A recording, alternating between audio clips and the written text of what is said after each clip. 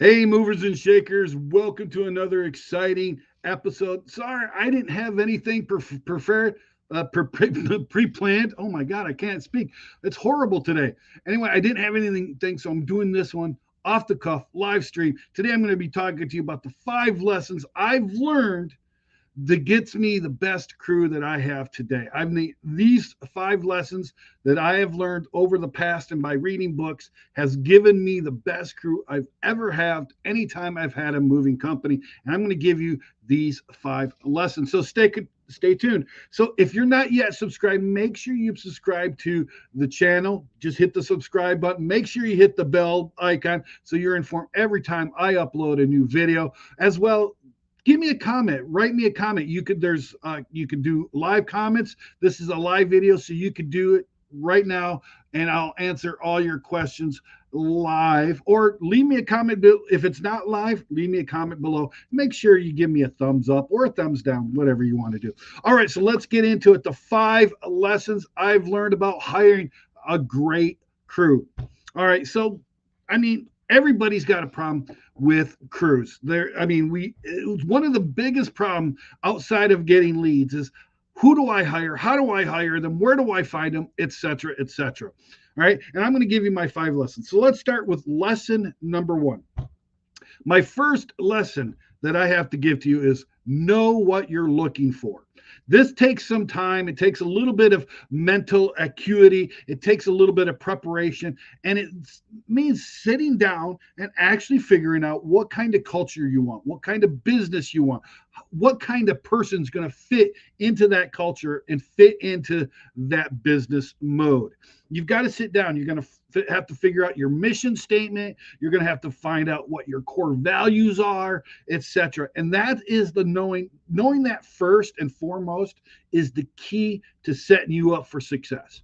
Now, there's a lot of people that'll say just hire fast and fire fast, hire fast, fire fast. Just get somebody as long as they have a pulse. And you know what? To some degree, that is some good advice, but I don't think so. I think one of the things you need to do is actually set yourself up for success right from the get-go. And I think if you find out what your core values are and you know what you're looking for first, then you can bring in the guys later on that's going to be fitting that company culture. So that's lesson number 1. Lesson number 2, hire fast and fire fast. Now, Jay, we're just bashing hire fast, fire fast a moment ago. Yes, but just because I want you to, before you hire fast and fire fast, I want you to know what you're looking for before you do that. Right? If you don't know what you're looking for and you just hire fast and fire fast and you're just hiring somebody with a pulse, you're going to end up with a bad and low morale crew. But knowing what you know, knowing what you want first, and then hiring fast and firing fast, that is going to be the key to your success later on down the road. You're going to put the building blocks there. You're going to build a great foundation, and then you're going to hire fast and fire fast. If you think they're going to fit your company culture, hire them right then. You give them a phone interview, do a quick face-to-face interview, and most likely hire them right from the face interview. The face interview is going to give you a chance to actually explain your company and your company's culture. And you're going to be able to then just, okay, good. Once they agree to that and they buy into that, excellent. Then you do it. Now, if anything comes up along the way that you find they're not fitting the company culture, you get rid of them right quick. You don't waste time. You don't let it build up. You don't let it ruin morale. You fire fast. Hire fast, fire fast. All right, lesson number 3 is when somebody's calling you or somebody's applying for, you got to learn what the red flags are. And again, this comes down to step number 1, knowing what you're looking for, knowing what you want. But some of the red flags for me are, when they talk about their former bosses, when they talk about, their former jobs, right? When they talk about their former jobs, their former business, their former employers, etc. That really brings out. Also, you want to find out if there's any kind of family drama or drama between somebody, right? I just don't want drama in my personally. I don't want drama in my business. I don't want somebody who's fighting with his girlfriend. I don't want to hire somebody that I have to now, be asked to lie for them about their, you know, because they're a deadbeat dad or whatever. Notice what during the phone interview before you hire them, try to spot the red flags and do not fear saying, hey, look, I don't think you're going to fit in our company culture. I don't think this is going to be the right fit for you. I wish you the best of luck, but I don't think this is right for you. And then move on, right? If you want to bring them on, then you could, if you want to bring them on to do another job, you can do that, right? But I would just fire them very, very quickly, right? Rule lesson number 3 is you got to pay well. If you're paying rock bottom rates for your guys, you get what you pay for. Just like you tell your customers, you get what you pay for. You know, sorry, I gotta really do this really fast here. Um, it's a job, so you got to give me a moment here.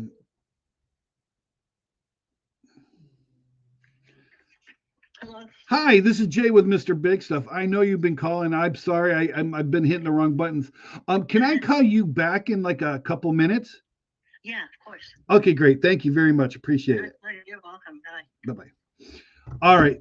Thank you very much for that small delay, but that was a customer. You cannot not talk to your customers. But anyway, pay your guys well. Make them, feel like they're gonna, they're going to be invested in it. If you pay them well, they're going to stay with your company. They're going to work with your company, and so on and so forth. I pay for performance, so I give everybody the same flat base fee, right, which is higher than average.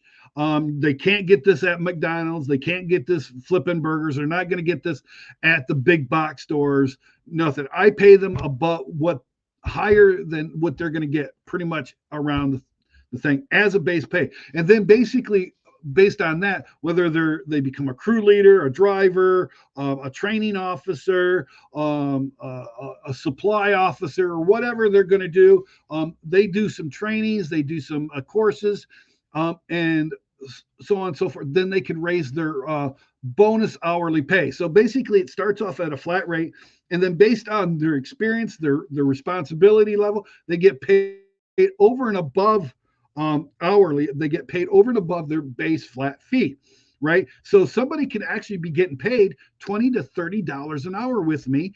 That includes their base pay, right? And that performance pay is performance bonus pay, right? It's not the actual pay. So what this does is, one, it highly incentivizes your people to work and work hard and get it done right and get it done fast. But it also, it not only is it a carrot, it is also a stick, because they know when they start that if they screw up, they're going to lose their bonus pay. So you could say, hey, look, no call, no show. All you're getting is your base pay. That's it. That's all you're getting, right? There's no bonuses, no profit sharing, no nothing, right? So it works as a stick and a carrot by doing pay for performance. So you start off at a flat, high, above average flat fee pay rate that everybody has, no matter what their position is. And then over and above that, they then can control how much they're going to get paid over and above that hourly, right? That's the key, is that it's up to them if they want to make more money. If they're going to take initiative, then they can take courses, steps, or take some sort of initiative to help the company. Hang on, I got another call coming in. Hey, Derek, how you doing, sir? Hey, I'm good. Hey, I just checked you. Where did that guy come from? Is he from Battle Creek? He's coming from Lansing, but he'll be there at noon. Okay, that's good. No, I just wanted to make sure, 'cause I like to protect my privacy where I live, so I didn't want anybody from here. Okay. No problem. Yep, they're not coming from there. They're coming from Lansing. You're good to go. Okay. Gotcha. Thank you very much. Bye bye. All right, thank you. Again, you got to talk. You got to take the calls when the customer calls, right? You got to answer them. Anyway, guys, so pay well, Do a pay performance. There's a great book by Mike Andes called Pay for Performance. You should get that, read it, learn how to implement that in your business. You can find it on Amazon. It's not a hard read. It's only like 120 some pages. It's a very good book, and I read that and I'm applying that to my business.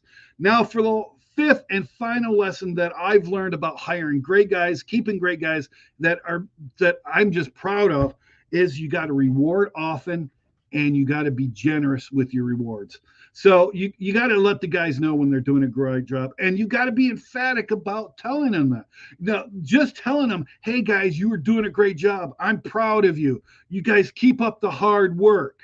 Even when things are going bad, you got to keep them from getting a bad attitude on the job. Like you can't just be bitching them out because then the morale just decreases. So you got to keep the morale up. Say, hey, look, I know you're working hard. We got to improve a little bit. You're doing a great job. I really appreciate you being out there. Go do it. I know you can do it. I'm counting on you to do it.